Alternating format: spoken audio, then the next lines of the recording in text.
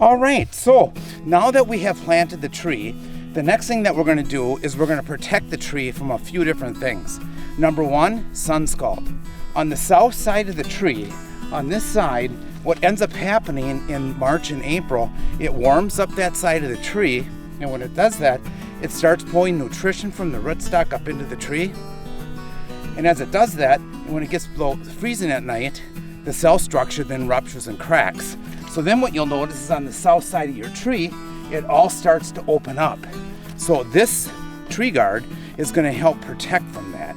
Now this tree guard is kind of a new tree guard that we have. It's pretty cool. It opens up to about 4.5 inches.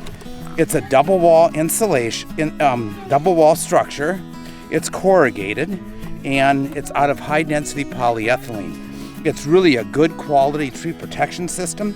And it not only protects from sun scald, but it's also going to protect from meadow voles, rabbits, weed whips, lawnmowers, so on and so forth. So it's just as easy as this. You come to the tree, you put it on, and then wring it down into the ground just a little bit, and you're all set.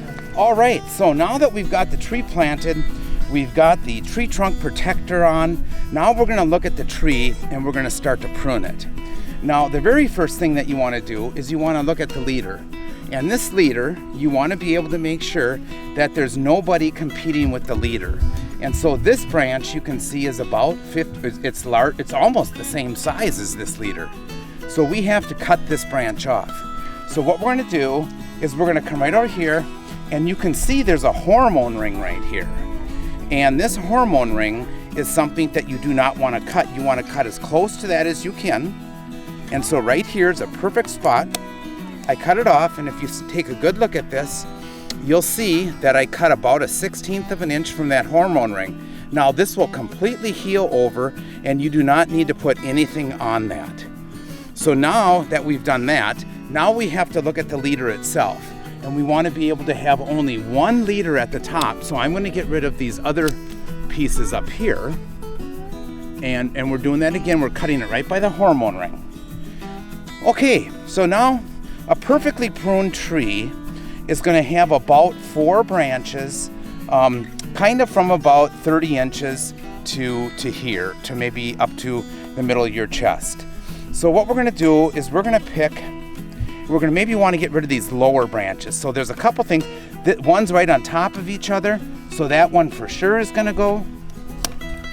And these two are kind of low, so we're going to cut them.